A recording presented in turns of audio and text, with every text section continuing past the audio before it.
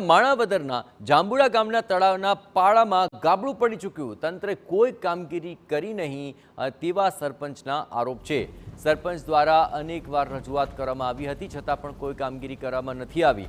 જિલ્લા પંચાયત હસ્તક આ તળાવ આવે છે અને તળાવનો પાળો વધુ તૂટેલો ગામ પાણીમાં તેને કારણે ગરકાવ થઈ શકે તેવી ભીતિ પણ સેવાઈ રહી છે, કારણ કે જાંબુડા, રોનકી અને દગડા આ ઉપરાંત તમામ ગામના પાણીના તળાવથી ઉપર આવે છે અને જો આ પાળો વધુ તૂટે તો ગામ પર પાણીનું સંકટ અને તારાજી સર્જાઈ શકે તેવી ભીતિ સેવાઈ રહી છે.